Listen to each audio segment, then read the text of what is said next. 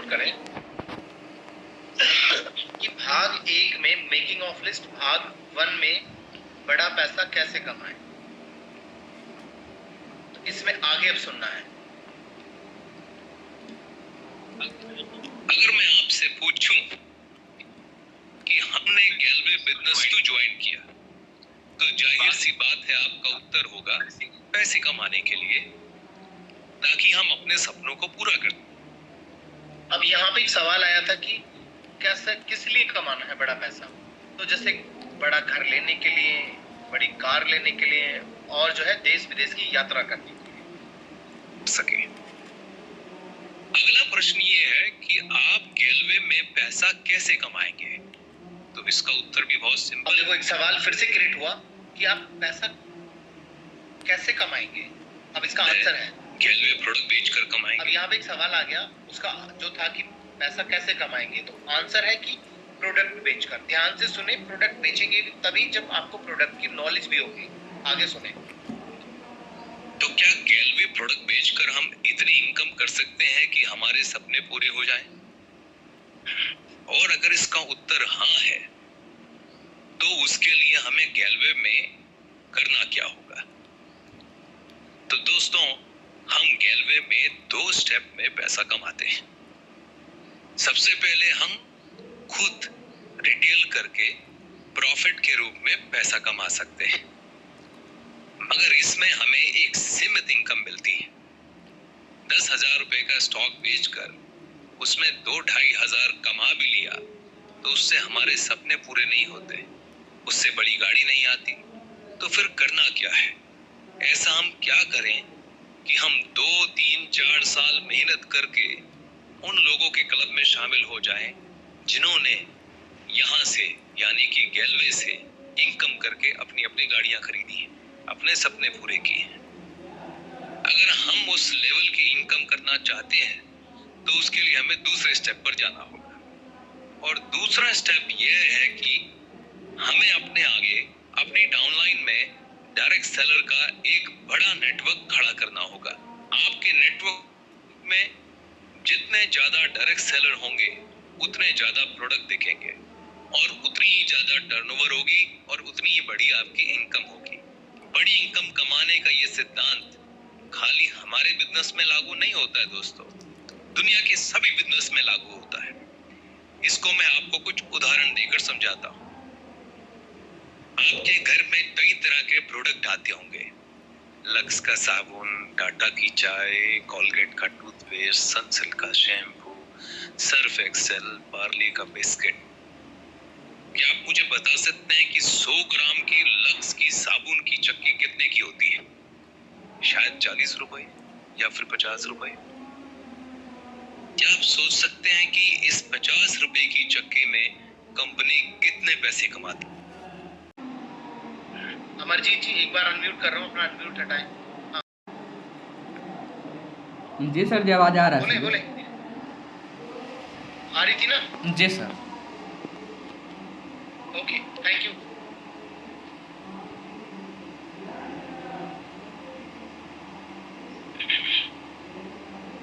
होगी शायद 2 रुपए या 3 रुपए। ये जितनी भी बड़ी बड़ी कंपनियां हैं जिनके प्रोडक्ट आपके घर में आते हैं, ये ज्यादातर अपने प्रोडक्ट पे छोटे छोटे मार्जिन ही कमाती हैं, 2 रुपए, 5 रुपए, 10 रुपए। लेकिन इन कंपनियों की अपनी नेटवर्थ करोड़ों रुपए में है। सवाल है कैसे? तो उत्तर है दोस्तों वॉल्यूम। एक साल में 30 करोड़ से ज्यादा लक्स साबुन बिकते हैं। अगर 2 रुपए का भी शुद्ध मुनाफा है तो एक साल का मुनाफा हुआ 60 करोड़ रुपए। कितना बड़ा वॉल्यूम आप प्रोडक्ट का बेचते हैं उस पर आपकी इनकम निर्भर करती है। जितने भी बड़े बड़े ब्रांड हैं, सबसे पहली चीज जो ये करते हैं वो ये करते हैं कि अपना नेटवर्क बनाते हैं। कोई भी अच्छा मैन्युफैक्चरर सबसे पहले पूरे भारत में कोने कोने में फैले लाखों रिटेलर तक अपना प्रोडक्ट पहुंचाता है। उसके लिए वो क्या करता है? मैन्युफैक्चरर अपने प्रोडक्ट को सुपर स्टॉकिस्ट को दे देता है। सुपर स्टॉकिस्ट अलग अलग शहरों में फैले अपने डिस्ट्रीब्यूटर्स को ये प्रोडक्ट दे देता है और डिस्ट्रीब्यूटर अलग अलग क्षेत्रों में फैले होलसेलर्स को ये प्रोडक्ट दे देता है और होलसेलर छोटे छोटे एरिया में फैले रिटेलर को ये प्रोडक्ट दे देता है। यानी कि पूरे भारत में डिस्ट्रीब्यूटर, होलसेलर और रिटेलर का एक जाल बिछा हुआ है जिसे आप नेटवर्क कहते हैं। उस नेटवर्क के माध्यम से हर रिटेलर तक ये प्रोडक्ट पहुंचता है। अगर हर रिटेलर के पास 100 भी कस्टमर है तो लाखों रिटेलर 100 कस्टमर को जब अपना प्रोडक्ट देते हैं तो एक बहुत बड़ी संख्या में प्रोडक्ट बिकता है और हर प्रोडक्ट पे अगर 2 रुपए का भी मार्जिन हो तो ये कंपनियां करोड़ों रुपए कमाती हैं। तो कंक्लूजन क्या है? बहुत सीधा गणित है, कोई भी समझेगा।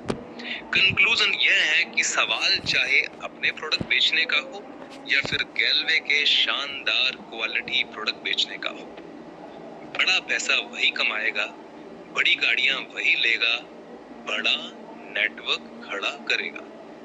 तो आप में से जितने लोग गैल्वे बिजनेस के द्वारा अपने सपनों को हर हाल में पूरा करना चाहते हैं, गैल्वे बिजनेस के द्वारा एक बड़ी इनकम करना चाहते हैं और जो इसके लिए कुछ भी करके अपना एक बड़ा नेटवर्क खड़ा करना चाहते हैं, तो उसके लिए चलिए मेरे साथ ट्रेनिंग के अगले भाग पर।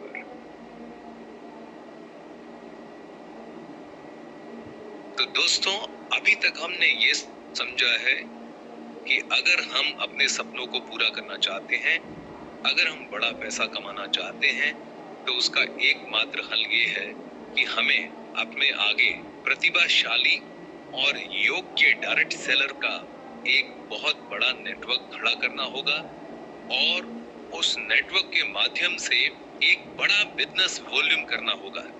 मैं यहाँ यह कहना चाहता हूँ कि एक बड़ा नेटवर्क हमेशा एक बड़ी लिस्ट में से निकलता है। अगर आप एक बड़ा नेटवर्क खड़ा करना चाहते हैं तो आपको एक बहुत बड़ी लिस्ट बनानी होगी। लिस्ट उन लोगों की जो आपके जानकार हैं, आपके रिश्तेदार हैं, आपके दोस्त हैं। चलिए अब समझते हैं एक बड़ी लिस्ट कैसे बनाई जाती है। लिस्ट बनाने के लिए आप 3 सफेद कागज ले लीजिए। पहले कागज पर लिखिए हॉट लिस्ट, दूसरे पे लिखिए वार्म लिस्ट और तीसरे कागज पर लिखिए कोल्ड लिस्ट। अब ये हॉट, वार्म और कोल्ड क्या है? हॉट लिस्ट में वो लोग आते हैं जो आपके बेहद बेहद करीब है, जिनका आपके ऊपर जबरदस्त ट्रस्ट है, या आपके वो रिश्तेदार हैं, वो दोस्त हैं, वो साथी हैं जिन्हें आप अगर आधी रात को भी आवाज मारें तो वो आपके दरवाजे पर बिना किसी सवाल के, बिना किसी शर्त के खड़े मिले। अब वार्म कैटेगरी में कौन लोग आते हैं?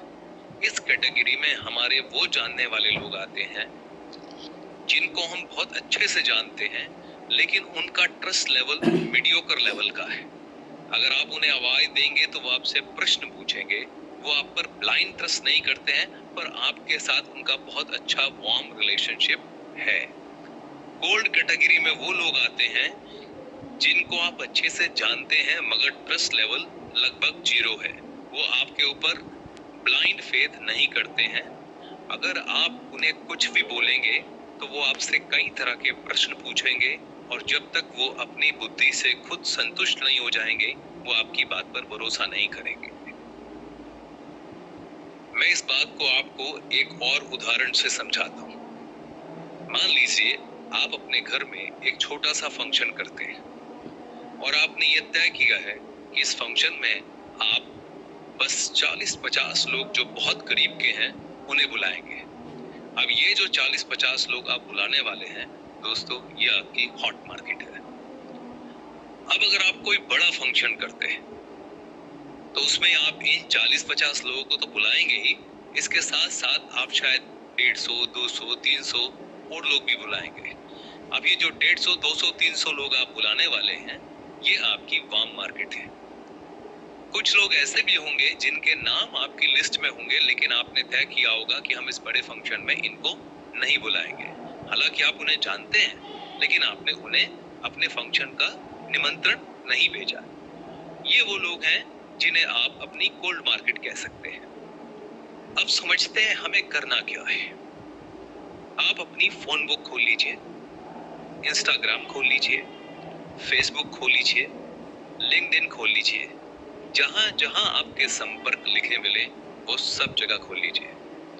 अब अल्फाबेटिकली यानी शुरू से शुरू हो जाइए, एक एक नाम पढ़ते जाइए और मन में विचार करिए कि ये मेरी हॉट लिस्ट में आएगा, वार्म लिस्ट में आएगा या कोल्ड लिस्ट में आएगा। जो जिस कैटेगरी में आता है उसका उसी कागज पर नाम लिखते जाइए। जितनी बड़ी आप लिस्ट बना सकते हैं उतनी बड़ी लिस्ट बनाइए, क्योंकि याद रखिएगा बड़ी नेटवर्क बड़ी लिस्ट में से निकलते हैं। एक बात जरूर ध्यान रखिएगा दोस्तों, लिस्ट बनाते समय सिर्फ लिस्ट बनाइएगा, मन में इस प्रकार का कोई विचार मत लाइएगा कौन ज्वाइन करेगा कौन नहीं ज्वाइन करेगा। सिर्फ लंबी से लंबी लिस्ट बनाइए। मैं आपको बता देता हूं दोस्तों, अगर डायरेक्ट सेलिंग में किसी को 25 साल का भी अनुभव है तो वह किसी को देखकर, मिलकर, जानकर ये नहीं बता सकता कि वो डायरेक्ट सेलिंग में ज्वाइन करेगा या नहीं करेगा, और कर लेगा तो कितना कामयाब होगा या नहीं कामयाब होगा, नहीं बताया जा सकता। इसीलिए आप सिर्फ एक बड़ी से बड़ी लिस्ट बनाइए, बिना किसी को पूर्व जज किए, पूर्व अनुमान लगाए। कुछ डिस्ट्रीब्यूटर्स को जब उनकी अपलाइन लिस्ट बनाने के लिए कहती है तो वो तरह तरह के बहाने बनाते हैं, एक्सक्यूज देते हैं और कहते हैं कि लिस्ट बनाने की क्या जरूरत है, हमें 6 लोगों को ज्वाइन कराना है ना, वो 6 लोग कौन है जो ज्वाइन कर हमारे दिमाग में है। आप चिंता मत करिए, मैं गेस्ट ले आऊंगा, आप प्लान दे दीजिएगा, लिस्ट की कोई जरूरत नहीं है। तो मैं उन सभी डिस्ट्रीब्यूटर से कहना चाहता हूं कि अगर आप इस बिजनेस में काम तो लिस्ट बनाना बहुत ज्यादा महत्वपूर्ण है। और मेरी बात याद रखिए, आपके सपनों की चाबी आपकी लिस्ट है। अगर आप बड़ा नेटवर्क क्रिएट करना चाहते हैं तो वो आपकी लिस्ट में से ही निकलेगा। लिस्ट बनाना क्यों इतना ज्यादा महत्वपूर्ण है, उसके लिए मेरे साथ चलिए अगले भाग में। वेलकम बैक दोस्तों। तो अभी तक हमने क्या समझा? हमने समझा कि अगर हमें गैलवे से बड़ी इनकम करनी है, अगर हमें अपने सपनों को पूरा करना है, तो उसके लिए हमें योग्य और होनहार डायरेक्ट सेलर का एक बड़ा नेटवर्क खड़ा करना होगा।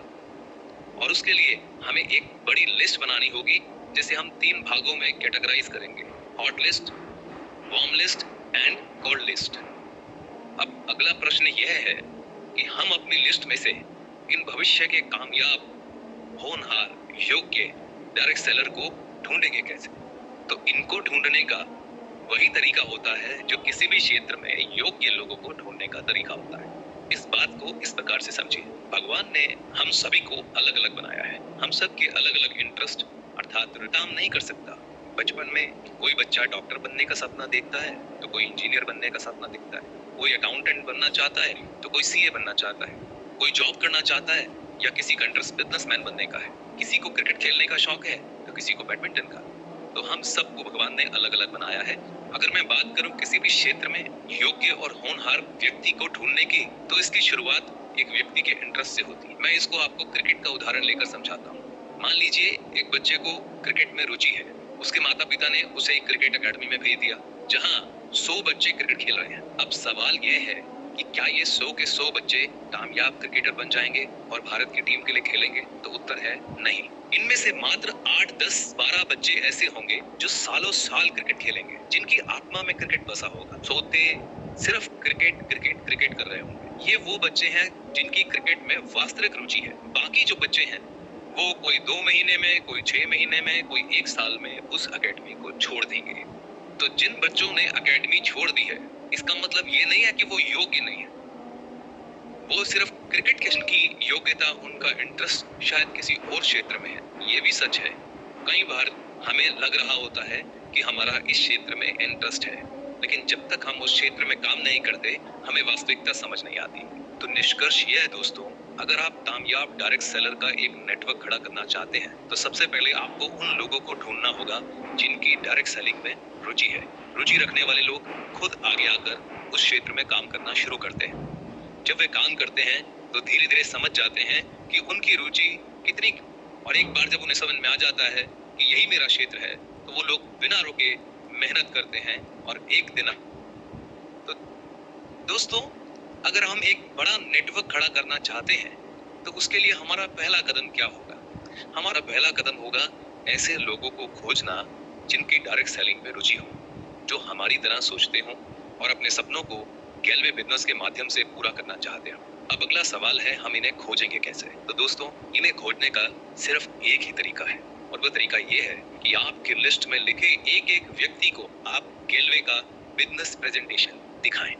जब आप इन लोगों को गैलवे की प्रोडक्ट प्रेजेंटेशन और बिजनेस प्रेजेंटेशन देंगे तो इसमें आपको मुख्यतः 3 प्रकार के लोग मिलेंगे। पहले वो होंगे जिनकी ना आपके प्रोडक्ट में कोई रुचि होगी और ना ही आपके बिजनेस में कोई रुचि होगी। वो आपको या तो ना कर देंगे या कोई बहाना बना देंगे। दूसरे प्रकार के वो लोग होंगे जिनको आपके प्रोडक्ट में रुचि होगी, जो आपके कस्टमर बन जाएंगे, मगर उनकी डायरेक्ट सेलिंग में या गैलवे बिजनेस में कोई रुचि नहीं होगी। तीसरे प्रकार के वो लोग होंगे जिनकी डायरेक्ट सेलिंग में भी रुचि होगी, आपके प्रोडक्ट में भी रुचि होगी और वो आपके नेटवर्क में जुड़कर आपके साथ बिजनेस करना पसंद करेंगे। गैलवे में हजारों रूबी डिस्ट्रीब्यूटर्स हैं, सैकड़ों डायमंड, सैकड़ों ग्लोबल डायमंड डिस्ट्रीब्यूटर्स हैं और हर महीने लगातार इनकी संख्या बढ़ती रहती है। ये वो सितारे हैं, ये वो होनहार डायरेक्ट सेलर हैं जिनकी हर डिस्ट्रीब्यूटर को खोज होती है, क्योंकि जब ये किसी के नेटवर्क में आते हैं तो उनके सपनों को पूरा होने से कोई नहीं रोक सकता।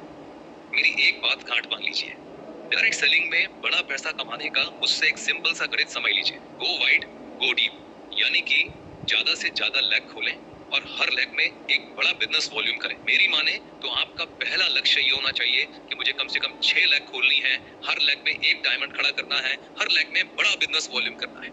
और बड़ा बिजनेस वॉल्यूम करने के लिए आपको हर लेग में ऐसा ही एक सितारा चाहिए, वो सितारा जो रूबी डिस्ट्रीब्यूटर बने, वो सितारा जो डायमंड बने, जो ग्लोबल डायमंड बने, ऐसा सितारा जिसकी डायरेक्ट सेलिंग में वास्तविक और गहरी रुचि हो, जो आने के बाद डायरेक्ट सेलिंग में अपना तन मन धन से मेहनत करे और अपना एक बड़ा बिजनेस खड़ा करे। ये सितारे कहाँ हैं?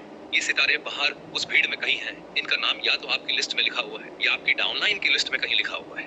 ये लोग इंतजार कर रहे हैं आपका कि आप आएं और इन्हें गैलवे का बिजनेस प्लान दिखाएं। जिस दिन आप उन्हें प्लान दिखाएंगे उस दिन ये आपके नेटवर्क में जुड़ेंगे और अपनी योग्यता के दम पर रूबी डिस्ट्रीब्यूटर भी बनेंगे, डायमंड भी बनेंगे और ग्लोबल डायमंड भी बनेंगे। ये अपना भविष्य भी संवारेंगे और आपके सपनों को भी रोशन कर देंगे। आखिर में एक और बात याद रखिएगा दोस्तों, जिन लोगों के नाम आपकी लिस्ट में हैं, उनके नाम किसी और की लिस्ट में भी हैं। कहीं ऐसा ना हो वो सितारे आपकी लिस्ट में हों और उन्हें कोई और इंट्रोड्यूस करे, कोई और प्लान दिखाए, क्योंकि ये सितारे जिसके भी नेटवर्क में जाकर चमकेंगे ये अपना भी जीवन बदलेंगे, उनका भी जीवन बदलेंगे। अब आप सोचिए, क्या आप इन सितारों को खोने का जोखिम लेने को तैयार हैं, जो शायद जीवन भर आपको लाखों रुपए कमा के दे सकते हैं? आपकी लिस्ट में लिखा एक एक नाम बेशकीमती है। बिना किसी देर किए एक एक व्यक्ति को जितनी जल्दी हो सके प्लान दिखाइए, ताकि उस लिस्ट में छुपे हुए वो सितारे बाहर निकल के आए और अपना भी जीवन बदले और आपका जीवन भी बदले। लिस्ट बनाने में कोई कतौही ना करें। इस मूल मंत्र को याद रखिए, show the plan, show the plan, show the plan, show the plan, show the plan, show the plan. क्योंकि जब आप प्लान दिखाएंगे तो उसी में से जगमग करता एक सितारा निकलेगा जो अपना भी जीवन बदल देगा और आपका जीवन भी बदल देगा। इसके बाद दोस्तों मेरे साथ चलिए अगले भाग में, जहां हम समझेंगे कि हॉट मार्केट, वार्म मार्केट और कोल्ड मार्केट में हम पहले किसे बुलाएंगे और किसको क्या कहकर आमंत्रित करेंगे अपनी बिजनेस प्रेजेंटेशन में। हेलो दोस्तों, बड़ी सी लिस्ट बनाने के बाद हमारा लक्ष्य क्या है? हमारा लक्ष्य है कि हमें कम से कम 6 डायरेक्ट लेग्स खोलनी है, यानी कि हमें कम से कम 6 ऐसे होनहार प्रतिभाशाली डायरेक्ट सेलर खोजने हैं जो भविष्य में जाकर डायमंड बन सके। क्या ये मुमकिन है? तो मैं आपसे कहूंगा 100% मुमकिन है। बस इसके लिए आपको एक नियम समझना है। इसको हम बोलते हैं लॉ ऑफ एनफ ट्रायल, यानी कि उचित संख्या में प्रयासों का नियम। ये नियम ये कहता है कि अगर आप किसी भी कार्य को सफल बनाने की कोशिश कर रहे हैं तो उस काम को अंजाम तक पहुंचाने के लिए आपको उचित संख्या में कोशिश करनी पड़ेगी। इसको आप एक बहुत ही सिंपल उदाहरण से समझ सकते हैं। ताश की गड्डी में 52 पत्ते होते हैं और 4 बादशाह होते हैं। अगर हम ताश की गड्डी में 4 बादशाह खोजना चाहते हैं तो उसके लिए हमें क्या करना पड़ेगा? उसके लिए हमें एक एक करके 52 के 52 पत्तों को खोलना पड़ेगा। जब हम 52 पत्ते खोलेंगे तो अपने आप 4 बादशाह निकलकर बाहर आ जाएंगे। तो इस केस में कोशिशों की उचित संख्या कितनी है? 52, यानी कि 52। अगर आप 52 कोशिशों से कम कोशिशें करते हैं, यानी 52 पत्तों से कम पत्ते खोलते हैं, तो कोई जरूरी नहीं कि चारों बादशाह बाहर आएंगे। लेकिन अगर आप 52 के 52 पत्ते खोलेंगे तो चारों बादशाह निश्चित तौर पर बाहर आएंगे। यानी कि किसी कार्य को सफल बनाने के लिए अगर पर्याप्त संख्या में कोशिश की जाए तो सफलता निश्चित है। इस बात को हम एक और उदाहरण से समझते हैं। एक मिक्सी बनाने वाली कंपनी अपने प्रोडक्ट को डायरेक्ट सेलर के माध्यम से डोर टू डोर सेल करती थी। अपने वार्षिक उत्सव में इस कंपनी ने एक गीता नाम की लड़की को सबसे ज्यादा मिक्सर बेचने के लिए सम्मानित किया। आयोजकों ने गीता से पूछा कि आप ये चमत्कार कैसे कर पाई। मैं लॉ ऑफ इनफ ट्रायल यानी कि उचित संख्या में कोशिश करने के नियम को अच्छे से जानती हूँ। मैंने अपने अनुभव से समझा है कि मेरा औसत है 10 में से 1, यानी कि अगर मैं 10 दरवाजे खटखटाती हूँ तो कोई एक व्यक्ति मेरा मिक्सर खरीदता है। मेरा लक्ष्य होता है कि मैं हर घंटे में कम से कम 20 दरवाजे खटखटाऊं। जब मैं 20 दरवाजे खटखटाती हूँ तो 20 में से सिर्फ 2 या 3 लोग ही मेरा प्रोडक्ट खरीदते हैं और बाकी 18 लोगों में से 2-3 तो दरवाजा तक नहीं खोलते। 8-10 लोग ऐसे होते हैं जो दरवाजा तो खोल देते हैं परंतु ना तो मेरी पूरी बात सुनते हैं, ऊपर से भला बुरा भी कह देते हैं, कई बार तो ना सुनने लायक बात भी कह देते हैं। यह भी सच है कि सभी लोग बुरे नहीं होते। 8-10 लोग अच्छे भी होते हैं जो मेरी पूरी बात को अच्छे से ध्यान से सुनते हैं, मगर उनमें से भी सिर्फ 2-3 लोग ही मेरा प्रोडक्ट खरीदते हैं। बाकी लोग कई तरीके की कमियां निकालकर मना कर देते हैं।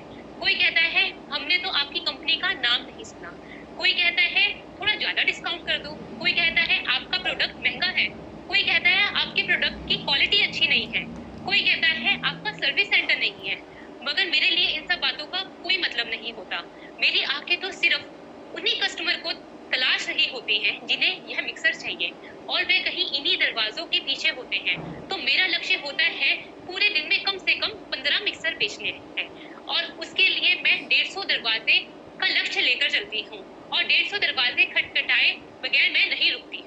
एक और बात, जैसे जैसे हम काम करते रहते हैं हमारा औसत लगातार बेहतर होता रहता है। पहले 10 मिक्सर बेचने के लिए मुझे कम से कम 200 दरवाजे खटखटाने पड़ते थे। अब मेरा स्पीड, मेरा आत्मविश्वास, मेरा बात करने का तरीका, कस्टमर के सवालों को जवाब देने का तरीका सब लगातार बेहतर हो रहा है। गीता की कहानी से सिर्फ एक ही बात समझ में आती है कि जो भी लक्ष्य आपने बनाया है उसके लिए आपको एक सही संख्या में कोशिशें करनी पड़ेंगी। अगर गीता ने 150 से कम दरवाजे खटखटाए होते तो कभी भी 15 मिक्सर नहीं बेच पाए। चलिए अब इसको हम अपने गैलवे बिजनेस के संदर्भ में समझते हैं। मान लीजिए आपने 100 गेस्ट को प्लान देने के लिए आमंत्रित किया। आपको क्या लगता है सबके सब आने के लिए हाँ कर देंगे? तो उत्तर है नहीं। शायद 90 हाँ कर दें और 10 ना कर दें। अब जिन 90 लोगों ने आने का वादा किया है, आपको क्या लगता है सबके सब अच्छे बच्चे की तरह प्लान देखने आपके घर आ जाएंगे? तो उत्तर है नहीं। 90 में से शायद 50 आए और 40 आए ही नहीं। अब जितने भी लोग आएंगे आपकी बिजनेस प्रेजेंटेशन, प्रोडक्ट प्रेजेंटेशन देखने के बाद आपको ज्वाइन कर जाएंगे? तो उत्तर है नहीं। हमारी कंपनी में जो सभी डिस्ट्रीब्यूटर का एक औसत डेटा कहता है उसके अनुसार अगर आप 20 गेस्ट को कंपनी का प्रोडक्ट और बिजनेस प्लान दिखाते हैं तो उनमें से 2 लोग ऐसे होते हैं जिन्हें ना हमारा बिजनेस पसंद आता है ना हमारा प्रोडक्ट पसंद आता है। 8 लोग ऐसे होते हैं जिन्हें हमारे बिजनेस में कोई रुचि नहीं होती लेकिन उन्हें हमारे प्रोडक्ट पसंद आते हैं और वो हमारे लॉयल कस्टमर बनने को तैयार हो जाते हैं। 10 लोग ऐसे होते हैं जो प्रोडक्ट के साथ साथ बिजनेस में भी रुचि दिखाते हैं, मगर इन 10 में से भी सिर्फ 2 लोग ऐसे होते हैं जो इसे एक सीरियस बिजनेस की तरह करते हैं। हालांकि ये भी सच है कि हर व्यक्ति का ये नंबर अलग अलग होगा। ये नंबर इस बात पर भी निर्भर करते हैं कि आप हॉट मार्केट को प्लान दे रहे हैं, वार्म को दे रहे हैं या कोल्ड मार्केट को प्लान दे रहे हैं। हॉट मार्केट की कन्वर्जन वार्म मार्केट और कोल्ड मार्केट से बहुत ज्यादा अच्छी आती है। हमारा मकसद यहाँ पर सिर्फ ये समझाने का है कि अगर आप पर्याप्त संख्या में कोशिश करेंगे तो आप हर हालत में कामयाब होंगे। अगर आप 6 डायरेक्ट करना चाहते हैं तो आप तब तक कोशिश करिए जब तक आपको आपके वो 6 सितारे नहीं मिल जाते जो आपके सपने पूरे करने वाले हैं। और इसी के लिए मैं बार बार कहता हूँ कि आप एक बड़ी से बड़ी लिस्ट बनाइए। मैं तो कहूँगा ऐसी लिस्ट बनाइए जो कभी खत्म ही ना हो। अपनी लिस्ट को लगातार बढ़ाते रहिए। सोच के देखिए, जब आपके जीवन में कोई मकसद नहीं था तब आपने 100, 150, 200 लोगों को दोस्त बना लिया। आज जब आप जानते हैं कि जब मैं 1 लाख खोलूंगा वो मुझे जीवन भर लाखों रुपए महीना कमा के देगी, तो उसके लिए आप क्या नए दोस्त नहीं बना सकते? तो आपको ये बात समझना होगा, लिस्ट आपका रॉ मटेरियल है। ये रॉ मटेरियल कभी खत्म नहीं होना चाहिए और ये करना बहुत आसान है। बस आप एक नियम बना लीजिए कि मुझे रोज कम से कम 10 नए लोगों से मिलना है और उन्हें अपना दोस्त बनाना है। घर से निकलिए, ऐसी जगहों पर जाइए जहाँ लोग होते हैं, जैसे कोई संस्था, कोई योगा क्लब, कोई स्पोर्ट्स क्लब, कोई जिम। इन सब जगह पर जाएं और हर दिन दोस्त बनाएं। अगर आप एक रियल बिजनेसमैन हैं जो अपने बिजनेस को लगातार एक्सपेंड करना चाहता है, जो अपनी इनकम को लगातार बढ़ाना चाहता है, तो उसके लिए आपका लक्ष्य होना चाहिए कि मैं हर महीने लगातार बिना रुके कम से कम 15-20 गेस्ट को प्लान दिखाता रहूंगा और ये लाइफ टाइम चलता रहेगा और इसके लिए मैं अपनी लिस्ट को कभी भी खत्म नहीं होने दूंगा। आपका अंतिम लक्ष्य खाली 6 लेग चलाना नहीं है। मैं तो कहूंगा जितनी ज्यादा लेग चल सके उतनी आपको लेग चलानी चाहिए, क्योंकि आपका बिजनेस जितना ज्यादा एक्सपैंड होगा आपका उतना ज्यादा बिजनेस वॉल्यूम होगा, आपके उतने ज्यादा प्रोडक्ट बिकेंगे और आप उतना ज्यादा पैसा कमाएंगे। अगर आप सच्चे बिजनेसमैन हैं और पावर ऑफ नेटवर्क समझ गए हैं, मुझे नहीं लगता आप कभी भी चैन से बैठेंगे। आप लगातार बिना रुके हमेशा लोगों को बिजनेस प्लान दिखाते रहेंगे, क्योंकि आप जानते हैं आपका मकसद लोगों को कन्विंस करना नहीं है। आपको सिर्फ उन लोगों को ढूंढना है जो आपके नेटवर्क में चमकेंगे, उन 4 बादशाहों की तरह, जो कहीं आपकी लिस्ट में या आपकी डाउनलाइन की लिस्ट में कहीं छुपे हुए हैं और जिन्हें बाहर निकालने का सिर्फ एकमात्र तरीका है show the plan, show the plan, show the plan, show the plan, show the plan, show the plan, show the plan. सीखने का सिलसिला अभी जारी रहेगा। चलिए मिलकर चलते हैं अगले सेशन की ओर। हेलो दोस्तों, वेलकम बैक। अभी तक के सेशन देखने के बाद मैं ये उम्मीद करता हूँ कि आपने एक लंबी चौड़ी हॉट मार्केट की लिस्ट, वार्म मार्केट की लिस्ट और कोल्ड मार्केट की लिस्ट बना ली हो। अब अगला कदम है हमें एक एक करके पहले हॉट मार्केट से, फिर वार्म मार्केट से और उसके बाद कोल्ड मार्केट।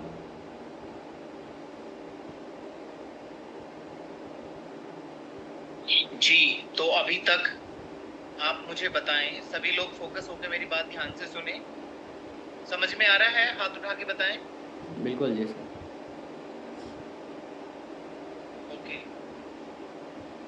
Thank you. देखो डियर, मैं आप लोगों को बता दूं, आप लोगों से हाँ या ना में जवाब लेना इसलिए जरूरी है, हम चाहते हैं कि आप जिस काम के लिए यहाँ पे आए हैं ना, उस काम में कामयाब हो जाएं। हम ये चाहते हैं कि कोई भी, ये वही वाली बात होती है कि आप एक बस में बैठ गए हैं, आपने किराया भी दे दिया, टिकट भी कटा लिया, लेकिन आप वापस ना जाएं। आप जिस गंतव्य की तरफ बढ़े हैं ना, उस गंतव्य पे पहुंच जाएं, अपनी मंजिल को हासिल करें, उस मंजिल को पा लें। बस में जब बैठे हुए जा रहे होते हैं ना, तो झटके थोड़े से उसमें भी लगते हैं, रोड खराब होती है, तो ये लाइफ है, बिजनेस है, थोड़ा बहुत उतार चढ़ाव प्लस माइनस हर जगह पे होता है। पर्सनल जिंदगी में भी होता है, हमारी तबीयत कभी खराब हो जाती है तो हम पहले छोटे डॉक्टर से दवाई लेते हैं, नहीं ठीक होते, फिर हॉस्पिटल चले जाते हैं। तो यहाँ पे अगर कभी आपको लगता है कि थोड़ी सी कुछ दिक्कतें आ रही है बिजनेस को करने में, तो अपनी अपलाइन से संपर्क करें जो आपके स्पॉन्सर हैं कि मुझे सर ये समस्याएं आ रही हैं। और अगर फिर उसके बाद भी वो आपके छोटे डॉक्टर हैं और आपको लगे कि नहीं अभी समस्या का हल नहीं हो रहा है, अभी ठीक नहीं लग रहा है, तो फिर आप अपने बड़े डॉक्टर यानी कि जो हॉस्पिटल होता है वहाँ जाते हैं, ज़्यादा कॉम्प्लिकेटेड होता है तो अपने जीडीडी से या अपने जो आपके रॉयल प्रेसिडेंट है उनके साथ में डिस्कस करें। बोले सर इस समस्या पे मुझे बात करना है, तो थोड़ा सा गाइड करें, तो समस्या का समाधान निकल जाता है। ऐसा होता है लाइफ में या नहीं होता है? जी सर। भाई हाथ उठा के तो बता सकते हैं। Yes sir. जब कभी आपकी तबीयत खराब होती है, किसी और की होती है, तो पहले छोटे डॉक्टर पे जाते हैं ऑफिशियली, फिर नहीं ठीक होता फिर सीधा हॉस्पिटल चले जाते हैं। वहाँ पे हॉस्पिटल में क्या होता है, एडमिट कर लेते हैं, अच्छा ट्रीटमेंट देते हैं और वापस ठीक होके घर आ जाते हैं। सेम अगर आपको अभी इस लेवल पे कोई समस्याएं आ रही हैं, तो आप अपने स्पॉन्सर के साथ में जो आपकी अपलाइन है उनसे बात करें, और फिर भी नहीं बनती है तो आपकी फ्रेंचाइजी है वहाँ तक बात करें। नई बात बनती है तो फिर अपने, जैसे हमारे राजेश पासवान सर हैं, राजेश मोदी सर हैं, जनार्दन सर हैं, गोप सर हैं या हमारे कुछ सर हैं, आप अपने वैलिड पॉइंट टॉपिक लिख के उनके साथ में डिस्कस कर सकते हैं। लेकिन टॉपिक पे बात करने के लिए अच्छे टॉपिक पॉइंट्स आपके पास होने चाहिए। आप हॉस्पिटल जाके भी क्या करते हैं, हॉस्पिटल वाले क्या करते हैं, पहले आपको पूरा स्कैन करेंगे, रिपोर्ट्स देखेंगे, फिर उसमें ट्रीटमेंट करते हैं ना। जी सर। ऐसा होता है या नहीं होता है? तो पहले आप अपनी रिपोर्ट्स खुद बनाएं, टॉपिक बनाएं कि हमें इतने बड़े लेवल पे अगर हम जा रहे हैं तो कुछ सोच के तो जाना पड़ेगा ना भाई। अगर आप देखो किसी प्रधानमंत्री से मिलोगे तो ऐसे तो मुंह उठा के नहीं आ जाएंगे ना हम भी उनके पास में कि लो जी सर आपसे मिलने आए। अरे भाई मिलने का पर्पस क्या था, कोई समस्या लेके जाते हैं ना आप वहां भी। तो सेम यहाँ भी है, उतार चढ़ाव होते हैं, अच्छी चीज है उतार चढ़ाव, उन्हीं से हमें खुशी और गम का पता चलता है, सुख और दुख क्या होते हैं उसी का पता चलता है। अगर लाइफ में हमेशा सुख ही भर दिए जाएं तो आपको गमों का रियलाइज ही नहीं होगा, पता ही नहीं चलेगा कि दुख होते क्या हैं। और आप उनसे जब कभी दुख आएंगे तो उनसे कभी आप निकल ही नहीं पाएंगे। तो सब चीजों को सीखें। अब मैं ये चाहता हूँ, मेरी दिल से दुआएं हैं सॉरी, आप आप जिस मंजिल के लिए यहाँ पे आए हैं उस मंजिल तक पहुंचे, और उस मंजिल को पाने का, उस मंजिल तक पहुंचने का एक ही रास्ता है, वो है जो यहाँ से आप गुजर रहे हैं। जो सिखाया जा रहा है चेतन सर की बहुत महत्वपूर्ण ट्रेनिंग है, इसको सीखें। मैं स्क्रीन शेयर करता हूँ, अच्छे से समझें, बातों में ना लगें। सिर्फ 36 मिनट का वीडियो है, ज़्यादा टाइम नहीं है, 7 मिनट का वीडियो बचा है अभी मात्र ये। तो इसमें आप सीखें अपने माँ बाप का, अपने परिवार का, अपने गांव का, अपने जिले का और अपने स्टेट का नाम रोशन करें।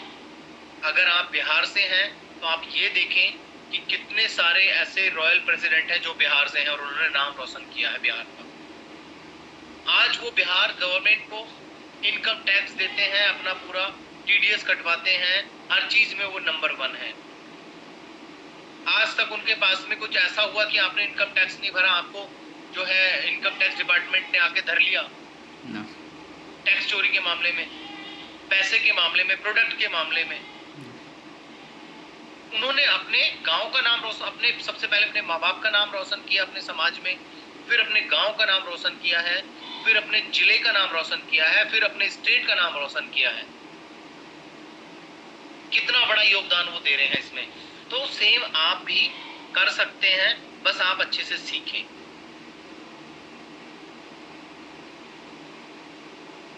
चलिए हम आगे बढ़ते हैं ट्रेनिंग के पार्ट में।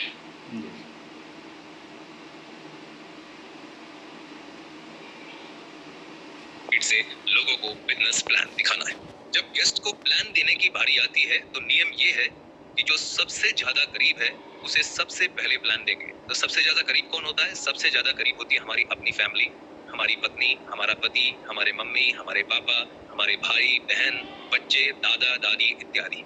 यानी कि हमें सबसे पहला कार्यक्रम अपने घर पर रखना चाहिए और घर के सभी सदस्यों को उस कार्यक्रम में बिठाना चाहिए। इस कार्यक्रम में बिजनेस प्रेजेंटेशन, प्रोडक्ट का टच एंड फील, सभी बेसिक ट्रेनिंग, सब कुछ अपने परिवार के सदस्यों को सबसे पहले करवाना चाहिए। हमने ये देखा है कि जिन डायरेक्ट सेलर की फैमिलीज उनके साथ मिलकर काम करती हैं, उनके सक्सेस के चांसेस कई गुना बढ़ जाते हैं। ऐसे कई परिवारों के उदाहरण हैं जो मंथली 50,000 रुपए से लेकर 1-1 लाख रुपए तक की रिटेल करते हैं। और हमारा बिजनेस डुप्लीकेशन का बिजनेस है, यानी कि अगर आप एक बड़ी क्वांटिटी में रिटेल करेंगे तो आपकी डाउनलाइन को भी उतनी ही बड़ी रिटेल टर्नओवर करने की प्रेरणा मिलेगी। इसलिए इस जीरो इन्वेस्टमेंट बिजनेस में, यानी जहाँ कोई इन्वेस्टमेंट नहीं है, जहाँ कोई एक्स्ट्रा पैसा खर्च नहीं होना, वहाँ सबसे पहले आपको अपनी फैमिली को, जो कि आपकी सुपर हॉट मार्केट है, उसे इन्वॉल्व करना चाहिए। कई बार कुछ नए डायरेक्ट सेलर अपनी अपलाइन को कहते हैं कि मैं पहले गोल्ड मार्केट पर प्रयोग करके देखूंगा कि लोग बिजनेस शुरू करते हैं या नहीं करते हैं। पहले मैं कुछ कमा लूं, तभी मैं अपनी हॉट मार्केट को प्लान दिखाऊंगा। बेशक वो ऐसा तर्क देते हैं, लेकिन इसके पीछे का मुख्य कारण कुछ और होता है, और वो ये है कि इन लोगों को अभी भी बिजनेस पर 100% भरोसा नहीं होता। इनके मन में कई तरह की शंकाएं चल रही होती हैं। पता नहीं ये कंपनी ठीक है या नहीं, ये बिजनेस ठीक है या नहीं, पता नहीं प्रोडक्ट अच्छे हैं या नहीं, पता नहीं ये बिजनेस लीगल है या नहीं, पता नहीं मेरे दोस्त मेरे बारे में क्या सोचेंगे कि मैं मेंबर बनाने वाला काम कर रहा हूँ, तो पता नहीं वो इसको कैसे लेंगे, कहीं वो मेरा मजाक तो नहीं उड़ाएंगे। तो मैं एक काम करता हूँ, मैं करके देख लेता हूँ, अगर मैं कामयाब हो गया तो ही मैं अपने दोस्तों रिश्तेदारों को इस बिजनेस के बारे में बताऊँ। तो मैं अपने ऐसे दोस्तों को ये समझाना चाहता हूँ कि आपको इस आधे अधूरे भरोसे के साथ इस बिजनेस को नहीं करना चाहिए। सबसे पहले आपको सुनिश्चित करना चाहिए कि आपकी शंकाएं सही हैं या गलत हैं। जब तक आपको ये समझ ना आए कि ये कंपनी बहुत अच्छी है, प्रोडक्ट की क्वालिटी बहुत अच्छी है, ये बिजनेस बहुत एथिकल और लीगल है, जब तक आपको ये समझ ना आए कि ये बहुत ही बेहतरीन और शानदार बिजनेस अपॉर्चुनिटी है, तब तक आपको ये बिजनेस नहीं करना चाहिए। इसके लिए मैं आपको सलाह दूंगा कि आप कंपनी के सभी प्रोडक्ट को खुद इस्तेमाल करिए और खुद उसकी क्वालिटी चेक करिए। कंपनी के बिजनेस प्लान को बार बार देखिए, कंपनी के सभी ट्रेनिंग प्रोग्राम अटेंड करिए, और जब आपको यकीन हो जाए कि ये दुनिया की सबसे शानदार और बेहतरीन बिजनेस अपॉर्चुनिटी है, तभी आप इसे आगे अपने दोस्तों को, मित्रों को शेयर करें, नहीं तो बिल्कुल मत करें। क्योंकि जब तक आपके पास कॉन्फिडेंस नहीं होगा, आत्मविश्वास नहीं होगा कि आप दुनिया के सबसे शानदार बिजनेस में हैं, तो आप इस बिजनेस में 100% फेल हो जाएंगे। और जब आपको 100% अपने फैसले पर भरोसा होगा, अपने बिजनेस पर भरोसा होगा, तो स्वाभाविक तौर पर ही आप सबसे पहले अपनी हॉट मार्केट को ही बिजनेस प्लान दिखाएंगे। इस बात को समझाने के लिए मैं आपको एक छोटी सी कहानी शेयर करता हूँ। एक बार नेकी राम नाम के किसान को जंगल में लकड़ियां चुनते समय एक बहुत बड़ी गुफा दिखी। जब वो गुफा के अंदर गया, वहां इतना सोना था कि पूरा शहर भी अगर सोना उठा के ले जाए तो खत्म ना हो। नेकी राम ने सोचा कि इससे पहले इस जगह का किसी को पता चले, मैं सबसे पहले अपने लिए जितना सोना निकाल सकता हूँ निकाल। तो नेकी राम ने वहां से जितना ज्यादा सोना निकाला जा सकता था निकाल लिया, लेकिन उसके सोना निकालने के बाद भी वहां पे तो अथाह सोना था। अब नेकी राम अपने नाम के अनुरूप क्योंकि बहुत नेक आदमी थे, तो उन्होंने सोचा कि क्यों ना मैं कुछ और लोगों का भी भला कर दूं। तो इसके लिए उसने सबसे पहले अपनी हॉट मार्केट यानी अपने सगे भाई, सगी बहन और अपने बचपन के दोस्त भरोसा राम को फोन किया और उनको सारी बात बताई और बोला कि बड़े बड़े थैले लेकर जल्दी से आ जाओ। और चूंकि वो उस पर भरोसा करते थे, वो सब लोग बड़े बड़े थैले लेकर उसके पास आ गए। अब जब उन लोगों ने भी सोना निकाल लिया और वहां पे अथाह सोना अभी भी बाकी था, तो अब नेकी राम को लगा अब मैं अपने बाकी दोस्तों को भी फोन कर देता हूँ। तो उन्होंने अपने दोस्त शकी राम को फोन किया जो कि उनकी वाम मार्केट में आते थे। तो शकी राम अपने नाम के अनुरूप बहुत शकी थे, उन्हें नेकी राम की बात पे भरोसा नहीं हुआ और मन में सोचने लगे कि अगर इसको सोने की खान मिलेगी तो क्या ये मुझे बताएगा। लेकिन नेकी राम की बातों में आत्मविश्वास देखकर उनमें उत्सुकता बढ़ी और वो नेकी राम के घर पर आ गए। और जब वो नेकी राम के घर आए तो बोले कि मैं तुम्हारे साथ इतने घने जंगल में तब जाऊंगा जब पहले तुम मुझे अपना सोना दिखाओगे। तो नेकी राम ने जब उसको अपना थोड़ा सा सोना दिखाया तब जाके शकी राम को भरोसा हुआ और वो भी थैला लेकर उनके साथ जंगल गए और सोना लेके आए। तो दोस्तों, जब आपको ये यकीन हो जाए कि ये बिजनेस सोने की खान है, तो आप खुद ही विचार कर लीजिए आप इस बिजनेस को सबसे पहले किसे ऑफर करना चाहें, हॉट मार्केट को, वार्म को या कोल्ड को। हॉट मार्केट को पहले प्लान देने के और भी कई फायदे हैं, मैं आपको एक एक करके वो भी बताता हूँ। पहला फायदा ये होता है कि बिजनेस शुरू करना आसान होता है। बिजनेस के शुरुआत में अगर हम कोल्ड मार्केट और वार्म मार्केट से लोगों को आमंत्रित करते हैं तो अनुभव की कमी की वजह से हमारे मन में बड़ी झिझक होती है और एक नर्वसनेस होती है, जिसकी वजह से गलती होने के भी चांसेस बहुत ज्यादा होते हैं। उसके उलट हॉट मार्केट में वो लोग आते हैं जो हमारे पक्के दोस्त, पक्के यार, जिनके साथ जबरदस्त रिलेशन होता है। उनको आप पूरे हक से अपने बिजनेस प्रेजेंटेशन में आमंत्रित कर सकते और वो आपसे बिना कोई सवाल किए बिजनेस प्रेजेंटेशन देखने आ जाए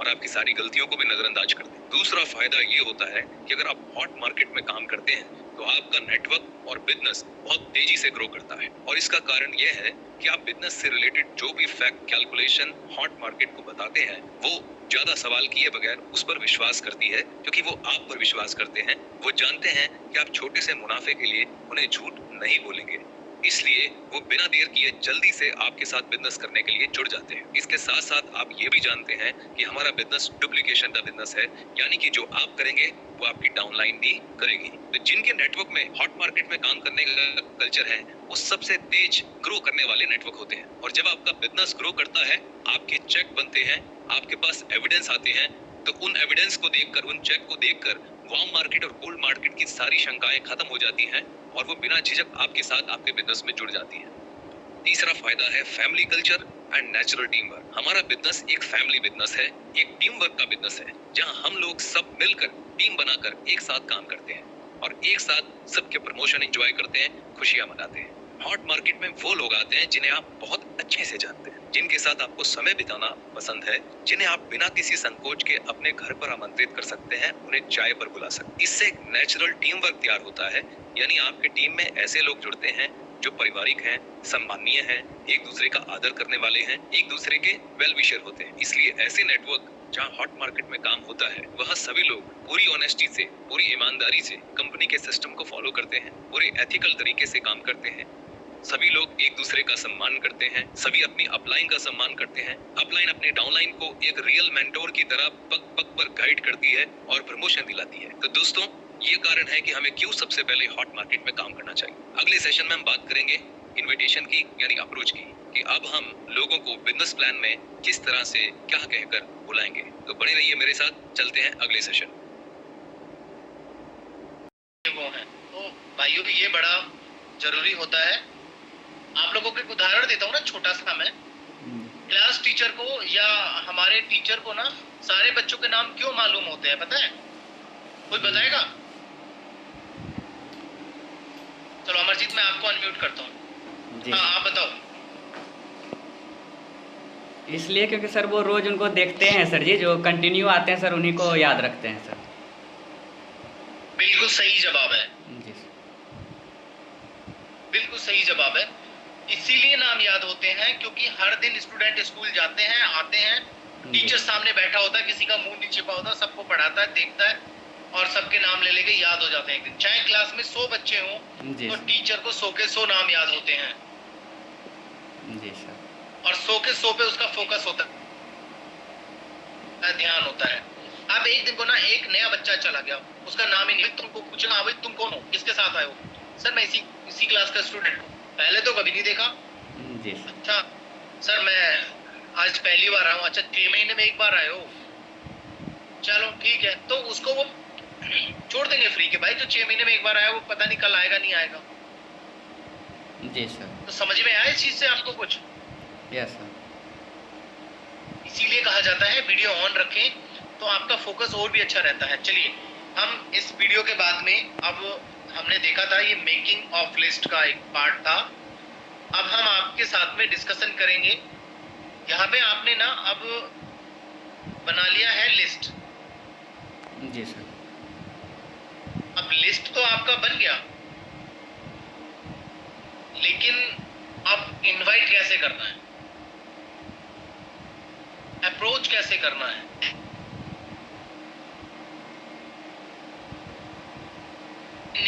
चेतन सर ने बनाई है। डायरेक्ट सेलिंग में आप घूम लेना, मार्केटिंग कंपनी में, नेटवर्क मार्केटिंग में ऐसे ट्रेनिंग का कॉम्बिनेशन ही नहीं मिलेगा आपको। और मैं 100% चैलेंज के साथ कह सकता हूं कि बाहर के लोग भी हमारी छुप के ट्रेनिंग देख के ना चेतन सर की, वो आगे अप्रोच करते हैं। जी सर। एक मिनट से पहला आपके सामने यही सवाल है। हेलो दोस्तों, वेलकम बैक। मैं उम्मीद करता हूं कि आपने चेतन सर द्वारा लिखित ट्रेनिंग लिपकॉर्फ के भाग 1 L फॉर लिस्ट को ध्यानपूर्वक सुना होगा। इस भाग में हम बात करेंगे I फॉर इनविटेशन पर, कि हम अपनी बिजनेस प्रेजेंटेशन में लोगों को कैसे आमंत्रित करें, उन्हें क्या कहकर बुलाएं। शुरू करने से पहले एक रिकैप कर लेते हैं कि अभी तक हमने क्या समझा है। हमने समझा है कि अगर हमें गैलवे में एक बहुत बड़ा बिजनेस खड़ा करना है, अगर बहुत बड़ा वॉल्यूम प्रोडक्ट का बेचना है, तो उसके लिए हमें एक बड़े नेटवर्क को डेवलप करना होगा। और बड़ा नेटवर्क डेवलप करने के लिए आपको कम से कम 6 लैग खोलनी है, और हर लैग में आपको एक होनहार डायमंड की तलाश करनी है। और ये डायमंड आपको कहाँ मिलेंगे? ये मिलेंगे आपको आपकी लिस्ट में या फिर आपकी डाउनलाइन की लिस्ट में। और इन्हें तलाश करने का एकमात्र तरीका क्या है? आपको एक एक करके पहले हॉट मार्केट, फिर वार्म मार्केट और फिर कोल्ड मार्केट को गैलवे की बिजनेस प्रेजेंटेशन में आमंत्रित करना है। हमारे आज के सेशन की शुरुआत हम एक प्रश्न से करेंगे, और वो प्रश्न ये है कि क्या हम अपने गेस्ट को आमंत्रित करने के लिए पूरी तरह से तैयार हैं? तैयार होने से हमारा क्या मतलब है? जिस बिजनेस को आपने शुरू करने का निर्णय लिया है, क्या आपको इस बिजनेस पर 100% भरोसा है? क्या आपको कंपनी पर भरोसा है? कंपनी की मैनेजमेंट पर भरोसा है? क्या आपने प्रोडक्ट को खुद इस्तेमाल करके देखा है? क्या आपने उन्हें टच और फील किया है? क्या आपको भरोसा है कि कंपनी के सभी प्रोडक्ट हाई क्वालिटी के प्रोडक्ट हैं? अगर कोई व्यक्ति इन प्रोडक्ट को एक बार इस्तेमाल करेगा तो उसके बाद बार बार इस्तेमाल करेगा। क्या आपको कंपनी के बिजनेस प्लान पर भरोसा है और आपको लगता है कि ये काम करता है? क्या आपको लगता है कि कंपनी का बिजनेस मॉडल यानी कि direct selling model traditional selling model से बेहतर है? अगर इन सब प्रश्नों का उत्तर हाँ में है तो मैं कहूंगा आप अपने गेस्ट को आमंत्रित करने के लिए बिल्कुल तैयार हैं। लेकिन अगर आपका उत्तर ना है, या फिर आपका उत्तर है भरोसा तो है लेकिन पूरी तरह से भरोसा नहीं है, तो मैं आपसे कहना चाहूंगा कि मैं आपको चाहे कितनी भी ट्रेनिंग दे दूं, मैं आपको कोई भी स्क्रिप्ट सिखा दूं, मैं कोई भी आपको ट्रिक सिखा दूं, कोई भी तरीका सिखा दूं, वो कोई काम नहीं करेगा अगर आपका भरोसा अधूरा है। मैं आपसे ऐसा किस लिए कह रहा हूँ?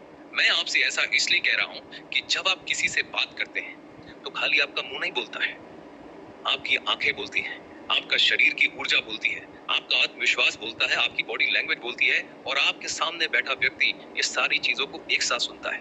अगर इन सब चीजों में आपस में कोई अलाइनमेंट ना हो, कोई समन्वय ना हो, तो सामने वाला तुरंत भाप जाएगा, क्योंकि आपका मुंह कुछ और बोल रहा होगा, आपकी आंखें कुछ और बोल रही होंगी और आपकी बॉडी लैंग्वेज कुछ और होगी। इस बात को एक उदाहरण से समझते हैं। दोस्तों, जब हम किसी बहुत ही शानदार रेस्टोरेंट में खाना खा के आते हैं जिसका खाना हमें बहुत अच्छा लगा है, या फिर हम कोई बहुत अच्छी पिक्चर देख के आते हैं जो हमें बहुत ही कमाल की पिक्चर लगी है, तो उसके बाद हम सबसे पहले क्या करते हैं? सबसे पहले हम अपने नियर एंड डियर को अपने अनुभव शेयर करते हैं। हम उनको मोटिवेट करते हैं कि आप भी जाके उस रेस्टोरेंट में खाना खाइए, आप भी उस पिक्चर को देखिए।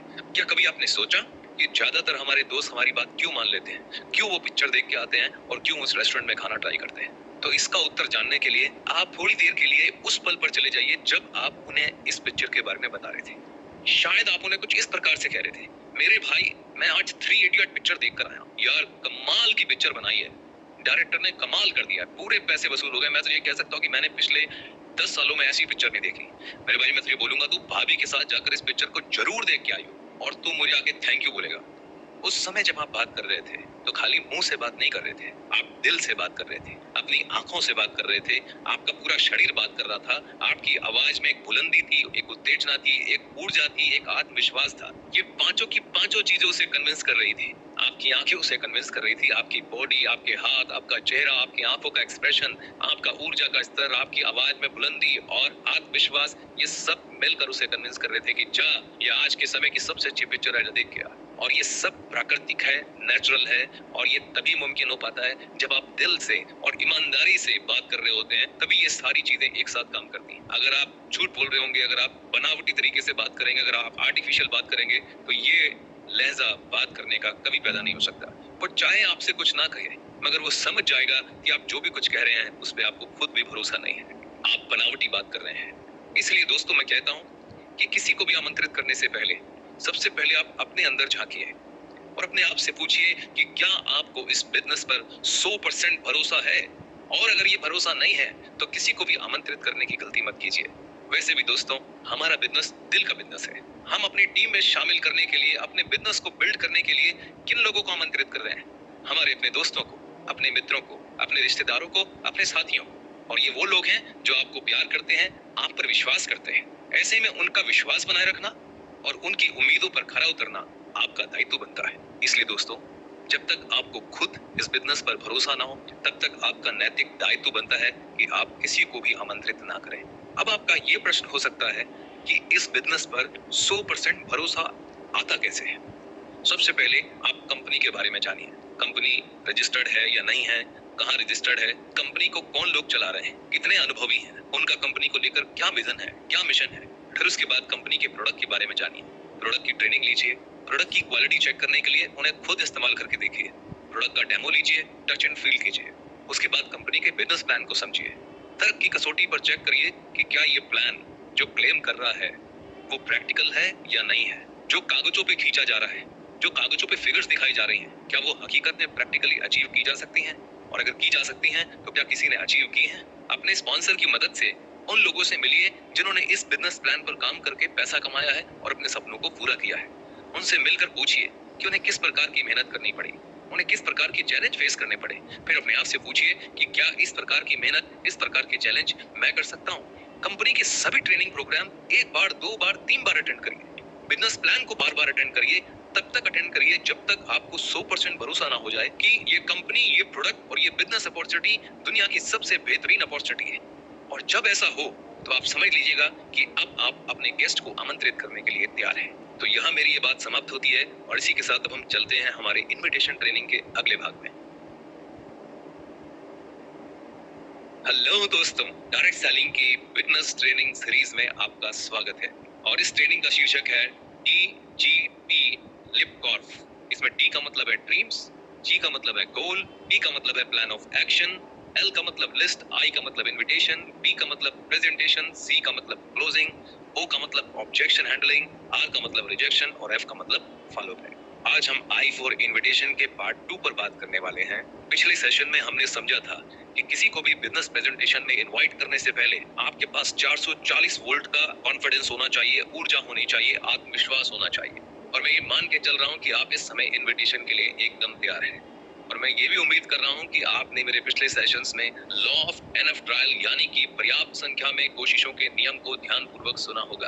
और अगर आपने ध्यानपूर्वक सुना है तो आप ये भी अच्छे से जानते होंगे कि जब आप लोगों को बिजनेस प्रेजेंटेशन के लिए आमंत्रित करेंगे तो उनमें से कुछ लोग होंगे जो आपको हाँ करेंगे, लेकिन बहुत सारे लोगों से आपको रिजेक्शन भी मिलेगा, यानी कि ना सुनने को भी मिलेगी। और जो ये रिजेक्शन मिलता है, ये जो ना सुनने को मिलती है, बस ये ना सुनना ही आसान नहीं होगा।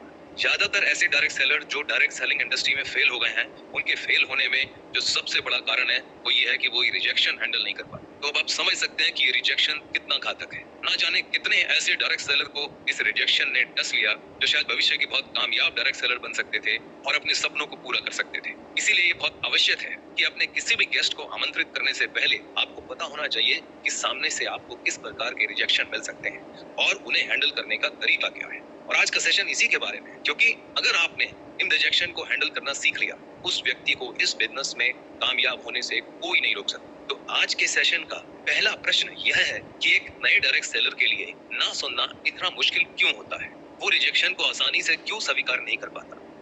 हमें से ज्यादातर लोगों की एक टेंडेंसी होती है, हमें जब भी कुछ बहुत एक्साइटिंग, बहुत अच्छा मिलता है तो हम उसे सबसे पहले अपने करीबियों को बताना चाहते हैं। जैसे आपने कोई बहुत अच्छी मूवी देखी है या फिर किसी बहुत अच्छे रेस्टोरेंट का खाना खाया है तो आप जल्दी से उसे अपने नियर एंड डियर को बताना चाहते हैं, क्योंकि आपको 100% यकीन होता है कि जो आपको अच्छा लगा है वो उन्हें भी अच्छा लगेगा। और यही सेम बात हमारे यहाँ भी अप्लाई होती है। जब हम इस बिजनेस को ज्वाइन करते हैं, इसका पूरा ट्रेनिंग प्रोग्राम अटेंड करते हैं, तो हम इस बिजनेस को लेकर सुपर डुपर पॉजिटिव होते हैं। हमें लगता है कि ये दुनिया की सबसे शानदार बिजनेस अपॉर्चुनिटी है जो सबको मिलनी चाहिए। यहाँ पर जो समस्या है वो ये है कि हमें लगता है कि जो चीज हमें बहुत अच्छी लगी है, जिसके लिए हम बहुत ज्यादा एक्साइटेड हैं, वो दुनिया में सबको बहुत अच्छी लगेगी और सब लोग हमारी ही तरह एक्साइटेड होंगे। और जिसे भी मैं बिजनेस प्रेजेंटेशन में आमंत्रित करूंगा वो फटाफट उस प्लान को देखने के बाद इस बिजनेस को ज्वाइन कर लेगा। अब ये जो एक्सपेक्टेशन है, ये जो उम्मीद है, यही सारी समस्या की जड़ है, क्योंकि वास्तविकता में ऐसा होता नहीं है।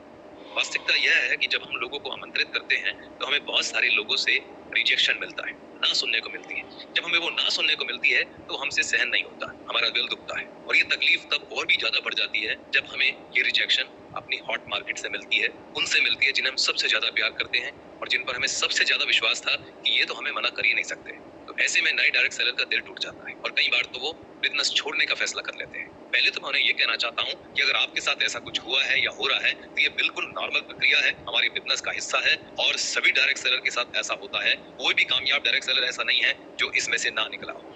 अब दूसरा प्रश्न ये है कि एक नए डायरेक्ट सेलर को इन रिजेक्शंस को कैसे हैंडल करना चाहिए। उसके लिए बतौर डायरेक्ट सेलर हमें सबसे पहले ये समझना चाहिए, दुनिया के किसी भी दूसरे बिजनेस की तरह रिजेक्शन हमारे बिजनेस का हिस्सा है और इसे किसी भी प्रकार से टाला नहीं जा सकता।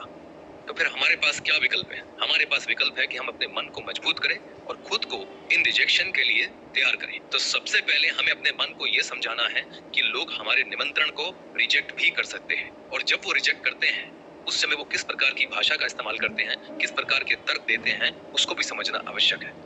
जैसा कि हमने पहले भी समझा है कि भगवान ने हम सबको अलग अलग बनाया है, सबके इंटरेस्ट अलग हैं, रुचियां अलग हैं, परिस्थितियां अलग हैं। इसलिए जब हम इन लोगों को इनवाइट करते हैं तो इनके ना करने के तरीके और तर्क भी अलग अलग होते हैं। कुछ लोग होंगे जो आपको स्पष्ट मना कर देंगे, वो आपसे कहेंगे मेरे दोस्त ये काम मेरे लिए नहीं है, मुझे इस तरह के काम में कोई रुचि नहीं है। मगर कुछ लोग हैं जो आपको स्पष्ट मना नहीं कर पाएंगे, वो ना करने से झिझकेंगे, उन्हें लगेगा कहीं आपको बुरा ना लग जाए, तो वो दूसरे तरीके अपनाएंगे। वो आपको बहाने लगाएंगे कि मेरे पास समय नहीं है, मैं बाद में ज्वाइन करूंगा, या फिर वो बोलेंगे कि मैं घर में सलाह करके बताऊंगा, सोच कर बताऊंगा। कुछ लोग क्या करेंगे, आपका फोन उठाना बंद कर देंगे, आपको बार बार टालेंगे, हर बार आपको कमेंट करेंगे कि मैं कल आऊंगा मगर आएंगे नहीं। इसके अलावा कुछ लोग ऐसे भी होते हैं जिन्हें खुद पर भरोसा नहीं होता। वो आपसे कह सकते हैं कि यार मैं किसी को जाकर इस बिजनेस के लिए कन्विंस नहीं कर सकता, मैं किसी से ये नहीं कह सकता कि तू ज्वाइन कर ले। कुछ लोग ऐसे भी होंगे जिनकी कुछ व्यक्तिगत समस्या होगी या उनकी कुछ प्राथमिकताएं होंगी, जैसे कि कोई आपसे कह सकता है कि मुझे पहले अपनी कुछ व्यक्तिगत समस्याएं सुलझानी है, जैसे कि स्वास्थ्य ठीक नहीं है, या फिर घर में शादी है, या बच्चे को कॉलेज में एडमिशन करवाना है, या फिर मेरे पास समय की बहुत कमी है, मैं दिन में 18 घंटे काम करता हूँ। और कुछ लोग ऐसे भी होते हैं जो डायरेक्ट सेलिंग बिजनेस के बारे में बहुत नेगेटिव धारणा रखते हैं, वो इसका नाम तक सुनना पसंद नहीं करते। और जब आप ऐसे लोगों को बिजनेस प्रेजेंटेशन में आमंत्रित करते हैं तो आपको कुछ ऐसी बातें सुनने को मिल सकती हैं जो आपके आत्मसम्मान को ठेस पहुंचा सकती हैं। जैसे कि ये लोग आपको कुछ ऐसा कह सकते हैं, अरे भाई तू कहीं उन मेंबर बनाने वाली कंपनियों के चक्कर में तो नहीं फंस गया है? मैं इन कंपनियों को बहुत अच्छे से जानता हूँ, मैं भी इसमें 20,000 डुबो के बैठा हूँ। ये कागजों पे बड़ी बड़ी कैलकुलेशन दिखाते हैं और बताते हैं इसने उतना पैसा कमाया, उसने इतना पैसा कमाया, सब झूठ है मेरे भाई। मेरी मान, ऐसी कंपनियों से बच कर रहे, ना खुद फंस और ना मेरे भाई दूसरों को फंसा। तेरी और तेरे परिवार की समाज में इज्जत है मेरे भाई। सोच के देख लोग तेरे बारे में क्या बात करेंगे कि भाई ने अपना काम छोड़कर अब ये मेंबर बनाने का काम शुरू कर दिया है, अब तू घर घर जाके कंघी, शैम्पू, तेल, साबुन ये सब बेचेगा। ऐसे लोगों से आपको इतना बुरा सुनने को भी मिल सकता है कि वो आपसे कह दें कि मुझे जीवन में कभी भी इस काम के लिए फोन मत करियो, मैं अपने जीवन में भीख मांगना पसंद कर लूंगा पर इस तरह का काम कभी नहीं करूंगा। दोस्तों, जब इस तरह के रिजेक्शन आते हैं तो अच्छे से अच्छे व्यक्ति का भी कॉन्फिडेंस हिल जाता है, उसका भरोसा हिल जाता है। 1 मिनट का पॉज लीजिए और सोच कर देखिए, अगर आपको भी ये सब अपने दोस्तों और मित्रों से सुनने के लिए मिल जाए तो आप क्या सोचेंगे? आप सोचेंगे इतने सारे लोग गलत नहीं हो सकते हैं, शायद मैंने ही फैसला करने में कोई गलती कर दी है, मैं ही शायद कुछ ऐसा नहीं देख पाया हूँ जो ये लोग जानते हैं, और शायद उसी पल हम ये फैसला ले लें कि ये बिजनेस मेरे लिए नहीं है या ये बिजनेस काम नहीं करता। और इस दिन दोस्तों इस रिजेक्शन रूपी सांप के डसने की वजह से एक डायरेक्ट सेलर फेल हो जाएगा और उसके सारे सपनों का मर्डर हो जाएगा, जो शायद भविष्य में बहुत कामयाब डायरेक्ट सेलर बन सकता था और अपने सपनों को पूरा कर सकता था।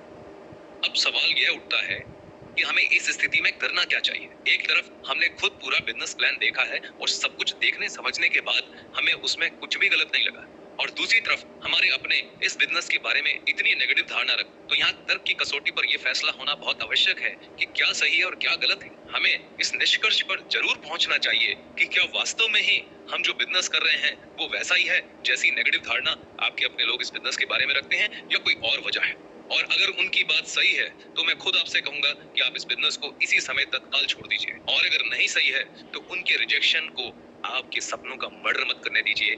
दिल लगाकर दिन रात मेहनत करिए और अपने उन सब सपनों को पूरा कीजिए जिसके लिए आप डायरेक्ट सेलिंग में आए थे। तो अगले सेशन में दोस्तों हम ये जानने का प्रयास करेंगे कि जब डायरेक्ट सेलिंग इंडस्ट्री इतनी अच्छी है तो इतने सारे लोगों की इस इंडस्ट्री को लेकर इतनी नेगेटिव धारणा क्यों है। हेलो दोस्तों, डायरेक्ट सेलिंग की बिजनेस ट्रेनिंग सीरीज में आपका स्वागत है, और इस ट्रेनिंग का शीर्षक है DGP लिपकॉर्फ। इसमें D का मतलब है ड्रीम्स, G का मतलब है गोल, P का मतलब है प्लान ऑफ एक्शन, L का मतलब लिस्ट, I का मतलब इनविटेशन, P का मतलब प्रेजेंटेशन, C का मतलब क्लोजिंग, O का मतलब ऑब्जेक्शन हैंडलिंग, R का मतलब रिजेक्शन और F का मतलब फॉलो अप है। आज हम I फॉर इनविटेशन के पार्ट 3 पर बात करने वाले हैं। तो पिछले सेशन में हमने समझा था कि जब हम लोगों को इस बिजनेस की प्रेजेंटेशन के लिए आमंत्रित करते हैं तो उनमें से बहुत सारे लोग हमें मना कर देते हैं, और वो केवल मना ही नहीं करते, उनके इस बिजनेस को लेकर एक नेगेटिव धारणा होती है। जैसे कि वो कहते हैं कि ये चेन बनाने वाला काम है, मेंबर बनाने वाला काम है, ये पिरामिड स्कीम है। इस तरह की कंपनियां या तो बंद हो जाती हैं या जल्दी भाग जाती हैं। ये लोग कागजों पे बड़े बड़े सपने दिखाते हैं जिसका हकीकत से दूर दूर तक कोई लेना देना नहीं है। इस प्रकार की नेगेटिव धारणाएं ये लोग रखते हैं। हमारे अपनों की ऐसी नेगेटिव धारणा सुनकर मन में कई तरह के प्रश्न खड़े हो जाते हैं, कंफ्यूजन खड़ा हो जाता है। मन में ज्यादा परेशानी इस बात की है कि हमने खुद इस बिजनेस को ठीक से समझा है, हमने कंपनी को डिटेल में जाना, हमने प्रोडक्ट को समझा, हमने प्रोडक्ट की क्वालिटी को खुद इस्तेमाल करके महसूस किया, हमने प्रोडक्ट का डेमो देखा, हमने कंपनी के बिजनेस प्लान को विस्तार में समझा, हम ऐसे डायरेक्ट सेलर से मिले और उनके अनुभव सुने जो इस बिजनेस में काम करके पैसा कमा रहे हैं, हमने उनके सबूत भी देखे, हमने तर्क की कसौटी पर यह भी समझा कि आखिर इस बिजनेस मॉडल में हम किस तरह का पैसा कमाने वाले हैं। तो सुनकर और समझकर बहुत अच्छा लगा कि हमारा ही वो पैसा जो डिस्ट्रीब्यूटर, होलसेलर, रिटेलर के पास चला जाता था, बड़े बड़े सेलिब्रिटी के पास चला जाता था, उससे ये बिजनेस मॉडल तैयार किया गया है जो इतने सारे रोजगार के अवसर पैदा कर रहे हैं। इतना सब कुछ देखने के बाद, समझने के बाद हमने इस बिजनेस को करने का निर्णय लिया। फिर आखिर हम कहाँ चूक गए? हम ऐसा क्या नहीं देख पाए जो ये लोग देख पाए? आखिर ये लोग गलत हैं या हम लोग गलत हैं? तो यहाँ पर मेरा उत्तर यह है कि ना आप गलत हैं, ना आपके ये अपने गलत हैं। ये वही सब कुछ कह रहे हैं जो उन्होंने या उनके किसी जानने वाले ने अनुभव किया है। यहाँ यह जानना बहुत महत्वपूर्ण है कि इन सब के साथ ऐसा क्या हुआ कि उनकी इस इंडस्ट्री को लेकर, इस बिजनेस को लेकर ऐसी धारणा बनी है। तो जो लोग डायरेक्ट सेलिंग इंडस्ट्री को लेकर ऐसी नेगेटिव धारणा रखते हैं, उनको मैं मुख्यतः 4 कैटेगरी में बांट सकता हूँ। पहली कैटेगरी में वो लोग आते हैं जो किसी न किसी पिरामिडिक स्कीम का शिकार हो गए हैं और वो डायरेक्ट सेलिंग और पिरामिडिक स्कीम में फर्क नहीं कर पाते हैं। तो यहाँ हमको डायरेक्ट सेलिंग और पिरामिडिक स्कीम का फर्क भी समझना चाहिए। पिरामिडिक स्कीम का वर्किंग मॉडल भी लगभग डायरेक्ट सेलिंग जैसा होता है। पिरामिडिक स्कीम में भी लोग अपना नेटवर्क बनाते हैं। फर्क इतना है कि डायरेक्ट सेलिंग कंपनीज में कंपनी के प्रोडक्ट एंड सर्विसेज केंद्र में होती हैं। डायरेक्ट सेलिंग कंपनी अपने डायरेक्ट सेलर को नेटवर्क बनाने के लिए प्रोत्साहित करती हैं ताकि उस नेटवर्क के माध्यम से कंपनी हर महीने बार बार अपने सभी प्रोडक्ट्स को बेच सके। और जो भी डायरेक्ट सेलर उस नेटवर्क में जुड़ते हैं वो सिर्फ प्रोडक्ट की बिक्री से ही कमीशन या पैसा कमाते हैं, जबकि पिरामिडिक स्कीम में या पॉन्जी स्कीम में या तो प्रोडक्ट होता नहीं है या फिर मात्र दिखावे के लिए प्रोडक्ट होता है। उस प्रोडक्ट की कीमत नॉर्मल कीमत से बहुत ज्यादा होती है और वो सिर्फ वन टाइम सेल होता है, बार बार हर महीने रीसेल नहीं होता है। पॉन्जी स्कीम में इनकम नए सदस्यों को भर्ती करके आती है। यदि सदस्य ना जुड़े तो ये स्कीम बंद हो जाती है और कंपनी बंद हो जाती है। इस तरह की कंपनीज कानूनी रूप से अवैध हैं और इलीगल हैं, जबकि डायरेक्ट सेलिंग एक स्थायी और कानूनी रूप से वैध और मान्यता प्राप्त बिजनेस मॉडल है जहां कमाई सिर्फ प्रोडक्ट की बिक्री से आती है। तो चलिए अब दूसरी कैटेगरी की बात करते हैं। दूसरी कैटेगरी में ऐसे लोग आते हैं जिन्होंने चुनाव तो एक डायरेक्ट सेलिंग कंपनी का ही किया, मगर गलती से ऐसी कंपनियों में से किसी एक कंपनी का चुनाव कर लिया जो खुलने के कुछ समय बाद सिर्फ इसलिए बंद हो जाती हैं क्योंकि उनका संचालन कुछ नौसिखिए, अनप्रोफेशनल और अयोग्य लोगों द्वारा किया जाता है। कितने ही ऐसे होनहार डायरेक्ट सेलर जिन्होंने अपने सपनों को पूरा करने के लिए डायरेक्ट सेलिंग इंडस्ट्री को चुना, जो बहुत मेहनत करके अपने बिजनेस को बिल्ड कर रहे थे और शायद डायरेक्ट सेलिंग इंडस्ट्री में बहुत बड़ा नाम होते, लेकिन जब अयोग्य संचालकों की वजह से कोई डायरेक्ट सेलिंग कंपनी बंद होती है तो न केवल ऐसे डायरेक्ट सेलर के सपने चूर चूर हो जाते हैं, उनकी सारी मेहनत खराब हो जाती है, साथ ही साथ वो इस पूरी इंडस्ट्री के लिए एक नेगेटिव धारणा अपने मन में रख लेते हैं। इसलिए यहाँ पर यह समझना बहुत ज्यादा महत्वपूर्ण है कि अगर कोई भी व्यक्ति डायरेक्ट सेलिंग इंडस्ट्री से अपना भविष्य बनाना चाहता है तो उसे कंपनी का चुनाव बहुत ध्यान पूर्वक जांच परख कर करना चाहिए और उसके 3 आधार हैं। पहला, प्रोडक्ट, यानी कि एक ऐसी डायरेक्ट सेलिंग कंपनी चुने जिनके प्रोडक्ट की क्वालिटी बेमिसाल हो और वो उचित कीमत पर हो। दूसरा, कंपनी का बिजनेस प्लान ऐसा हो जो पूरी तरह से पारदर्शी हो। और तीसरा, कंपनी की मैनेजमेंट, कि कंपनी को चलाने वाले लोग अनुभवी और योग्य होने चाहिए जो कंपनी को एक स्तर से ऊपर ले जा सके, नहीं तो उनकी अयोग्यता का खामियाजा उस कंपनी में काम करने वाले डायरेक्ट सेलर को भुगतना पड़ता है। निश्चित तौर पर डायरेक्ट सेलिंग में आपके सपने पूरे करने की ताकत और समर्थ दोनों है, जिसका उदाहरण हजारों की संख्या में लोग हैं जिन्होंने डायरेक्ट सेलिंग से अपना जीवन बदला है। मगर इसके लिए जिस जहाज पर चढ़कर आपको मेहनत करनी है और अपनी सफलता की यात्रा पूरी करनी है, उस जहाज पर चढ़ने से पहले ठोक बजाकर निरीक्षण कर लीजिए कि क्या इस जहाज में वर्षों तक चलने की ताकत है, कहीं मेरे सपने पूरे होने से पहले ये डूब तो नहीं जाएगा। अब तीसरी कैटेगरी की बात करते हैं। इस बिजनेस को, इस इंडस्ट्री को लेकर नेगेटिव धारणा रखने वालों में तीसरी कैटेगरी उन लोगों की है जो किसी पिरामिडिक स्कीम में भी नहीं फंसे, जिन्होंने कोई गलत डायरेक्ट सेलिंग कंपनी भी ज्वाइन नहीं करी, बल्कि उन्होंने एक बहुत अच्छी डायरेक्ट सेलिंग कंपनी में काम शुरू किया, मगर वो इस बिजनेस में अपने ही रिश्तेदारों, अपने ही दोस्तों से मिलने वाले रिजेक्शन को सहन नहीं कर पाए, क्योंकि वो इसके लिए बिल्कुल भी तैयार नहीं थे। उनके दिल को ठेस पहुंची, उनके आत्मसम्मान को ठेस पहुंची और उसके बाद उन्होंने यह निष्कर्ष निकाला कि मैं ये बिजनेस नहीं कर पाऊंगा, मैं यह सब नहीं सहन कर पाऊंगा, मैं लोगों को इस बिजनेस में ज्वाइन नहीं करा पाऊंगा। और उसके बाद वो इस बिजनेस को छोड़ने का निर्णय ले लेते हैं और घर बैठ जाते हैं। वो ताश के पूरे 52 पत्ते खोले बिना इस निष्कर्ष पे पहुंच जाते हैं कि ताश की गड्डी में 4 बादशाह होते ही नहीं हैं, यानी कि बिजनेस काम करता ही नहीं है। और जब उनसे पूछा जाता है तो वो ये नहीं कहते कि मैं रिजेक्शन को सहन नहीं कर पाया इसलिए मैंने ये बिजनेस छोड़ दिया, उसकी बजाय वो कहते हैं कि ये इंडस्ट्री ठीक नहीं है, ये बिजनेस ठीक नहीं है। ये वैसी ही बात है जैसे स्कूल की एक कक्षा में अगर 40 बच्चे पढ़ रहे हैं तो उन 40 बच्चों में कुछ गिने चुने बच्चे होंगे जिनके 90% से ज्यादा नंबर आएंगे, कुछ के 80 आएंगे, कुछ के 70 आएंगे, कुछ के 50 आएंगे और कुछ फेल भी हो जाएंगे। अब जिन बच्चों के नंबर कम आए हैं वहां पर स्कूल फेल नहीं हुआ, वो क्लास फेल नहीं हुई, उन बच्चों के प्रयासों की संख्या में कमी रह गई। और यही बात हमारी डायरेक्ट सेलिंग इंडस्ट्री पर भी उतनी ही ईमानदारी से लागू होती है। डायरेक्ट सेलिंग इंडस्ट्री के अंदर हजारों में नहीं, लाखों में ऐसे होनहार डायरेक्ट सेलर हैं जिन्होंने सभी चुनौतियों का सामना किया, सभी रिजेक्शंस का सामना किया और लगातार डटे रहे, खूब मेहनत करी और अपने उस मुकाम को हासिल किया, अपने वो सपने पूरे किए जिसके लिए इस इंडस्ट्री में आए थे। मैं दावा ठोक कर कहता हूँ कि अगर किसी डायरेक्ट सेलर ने इन 4 नियमों का पालन किया है तो उसे इस इंडस्ट्री में कामयाब होने से कोई नहीं रोक सकता। ये 4 नियम क्या है? पहला, एक सही अच्छी डायरेक्ट सेलिंग कंपनी का चुनाव। दूसरा, उस डायरेक्ट सेलिंग कंपनी का पूरा ट्रेनिंग कार्यक्रम अटेंड करना, सीखना, समझना और उसके अकॉर्डिंग काम करना। तीसरा, बिना रुके कम से कम 3 साल हर महीने 10 लोगों को बिजनेस प्लान के लिए आमंत्रित करना। चौथा, कोई भी रिजेक्शन मिले, किसी भी तरह का रिजेक्शन मिले, उसे सिर्फ सहन करना है और अपने कानों को बंद रखना है। अगर किसी ने इन 4 नियमों का पालन किया है तो ऐसा हो ही नहीं सकता कि डायरेक्ट सेलिंग में वो कामयाब ना हो। और यकीन मानिए दोस्तों, डायरेक्ट सेलिंग में काम करके जो आपको इनाम मिलने वाला है, जो अवार्ड मिलने वाला है, जो इनकम मिलने वाली है, उसके आगे ये मेहनत, ये कीमत बहुत ज्यादा कम है। चलिए अब जानते हैं डायरेक्ट सेलिंग इंडस्ट्री के लिए नेगेटिव धारणा रखने वाले लोगों की चौथी कैटेगरी कौन सी है। चौथी कैटेगरी में वो लोग आते हैं जो ना तो किसी पिरामिडिक स्कीम के शिकार हुए, ना उन्होंने कोई ऐसी डायरेक्ट सेलिंग कंपनी ज्वाइन की थी जो बंद हो गई, और ना ही उन्होंने कोई अच्छी डायरेक्ट सेलिंग कंपनी ज्वाइन की थी जिनका खुद का तो कोई नेगेटिव अनुभव नहीं है, लेकिन उनके रिश्तेदारों, दोस्तों के बुरे अनुभव सुनकर उन्होंने डायरेक्ट सेलिंग के बारे में एक नेगेटिव राय कायम कर ली है। तो अब हम ये समझ चुके हैं कि जब हम कंपनी के बिजनेस प्लान या प्रोडक्ट प्रेजेंटेशन के लिए अपने दोस्तों को, रिश्तेदारों को, नियर डियर को आमंत्रित करते हैं तो हमें कई तरह के रिजेक्शन का सामना करना पड़ सकता है। और आज के सेशन में हम यह भी समझ चुके हैं कि उनकी इस बिजनेस को लेकर जो ये नेगेटिव धारणा है उसके पीछे क्या क्या पॉसिबल कारण है। अब अगला प्रश्न ये उठता है कि जब हमें इस तरह के रिजेक्शन मिलते हैं वो भी अपने ही लोगों से, तो उस परिस्थिति में हमें क्या करना चाहिए, हमें इन रिजेक्शन को कैसे हैंडल करना चाहिए, हमें हमारे अपने लोगों को किस प्रकार से जवाब देना चाहिए। इसको जानने के लिए मेरे साथ बने रहिए। हम चलते हैं अगले सेशन।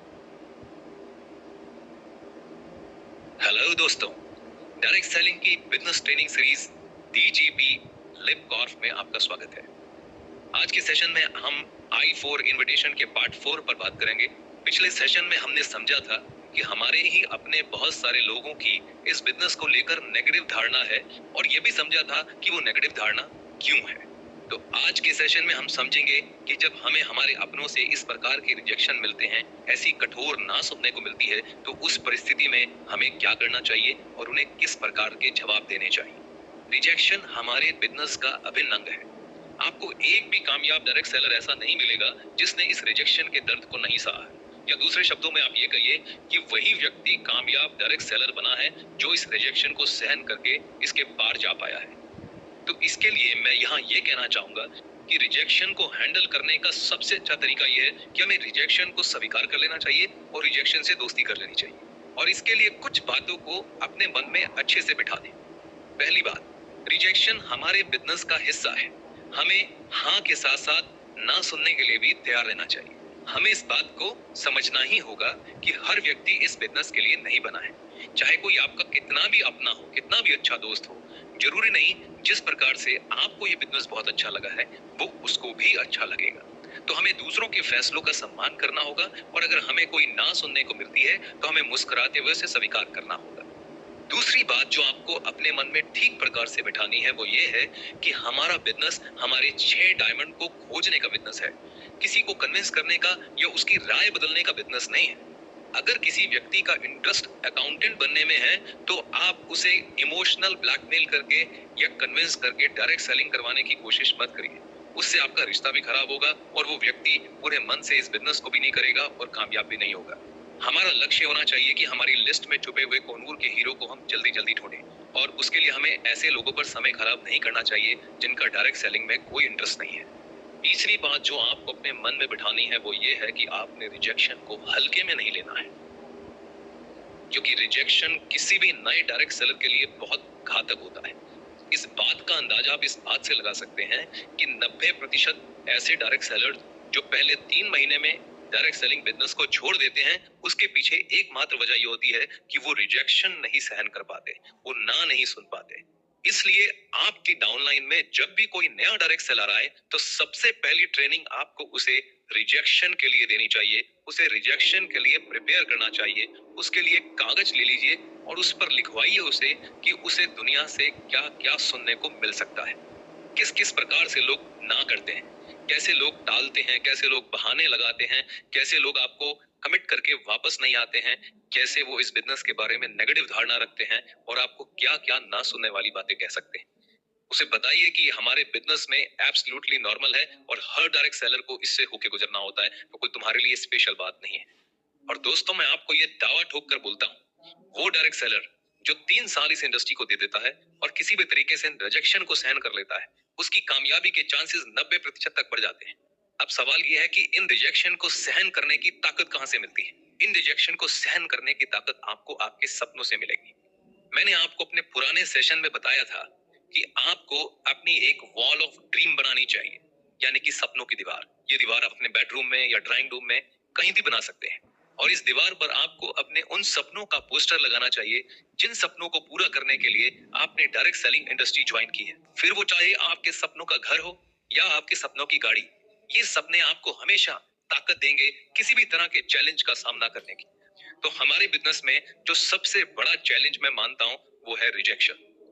वो रिजेक्शन जो जब जब आपको मिलेगा आपका दिल डोलेगा, आपका आत्मविश्वास डोलेगा, आपके मन में बार बार ख्याल आएगा कि कहीं मैंने ये फैसला गलत तो नहीं ले लिया, ये बिजनेस मेरे बस का नहीं है। बस उस समय अपने सपनों की दीवार की तरफ देखकर अपने आप से ये प्रश्न पूछना है कि मेरे सपने ज्यादा महत्वपूर्ण हैं या वो लोग जो हमारे बिजनेस को रिजेक्ट कर रहे हैं। अगर आपको अपने सपनों से सच्चा प्यार है तो आप एक काम कीजिए, जहां आपने सपनों का पोस्टर लगाया है उसके बगल में एक और पोस्टर लगाइए जिसके ऊपर लिखिए संकल्प यानी कि प्रॉमिस, और इसके नीचे लिखिए कि मैं अपने सपनों को पूरा करने के लिए निम्नलिखित वायदे करता हूं। पहला, मैं कभी ना खत्म होने वाली लिस्ट बनाऊंगा जिसके लिए हर दिन कम से कम औसतन 2 नए लोगों को मिलूंगा, उनका फोन नंबर लूंगा, उनको व्हाट्सएप की ब्रॉडकास्ट लिस्ट में जोड़ूंगा और हर 3 दिन में एक प्यारा सा सभ्य चुटकुला, एक हेल्थ का और एक मोटिवेशन का मैसेज भेजा करूंगा। दूसरा संकल्प, चाहे कुछ भी हो जाए, मैं कितने भी बड़े लेवल पे चला जाऊं, मेरी कितने भी डायरेक्ट लेग खुल जाएं, मेरा इनकम का लेवल कुछ भी हो जाए, मैं बिना रुके 3 साल तक हर महीने कम से कम 10 गेस्ट को बिजनेस प्लान जरूर दिखाऊंगा। तीसरा संकल्प, चाहे कैसे भी रिजेक्शन मिले, कितने भी बुरे से बुरे शब्द बाण चलें, कोई कितना भी खराब बोले, कोई मेरा कितना भी मजाक उड़ाए, मैं उसे इसलिए मुस्कुराते सहूंगा क्योंकि मैं जानता हूं मेरा वो दोस्त, मेरा वो साथी मेरे बिजनेस को मना कर रहा है, मेरे बिजनेस को रिजेक्ट कर रहा है, वो मुझे रिजेक्ट नहीं कर रहा है। मैं उसके फैसले का सम्मान करूंगा, मैं उसकी भावना का सम्मान करूंगा और उसको उसकी राय बदलने के लिए किसी भी तरह का इमोशनल दबाव नहीं दूंगा, उसे कन्विंस करने के लिए किसी भी प्रकार की बहस नहीं करूंगा और हर हाल में उसके साथ अपना रिश्ता बहुत खूबसूरत रखूंगा क्योंकि मैं जानता हूं कि बने हुए रिश्ते हमेशा काम आते हैं।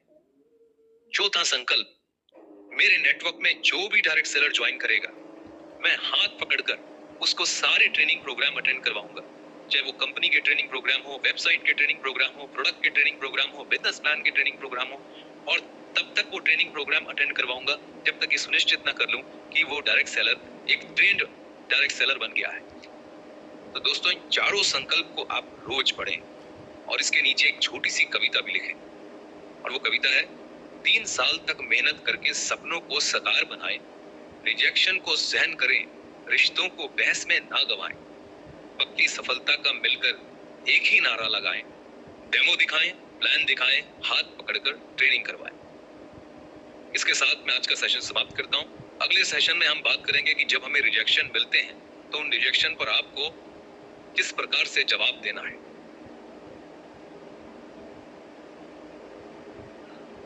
थैंक यू सो मच, बहुत बहुत धन्यवाद। आज आपने सीखा है इस मीटिंग का, अब आप रिव्यू जरूर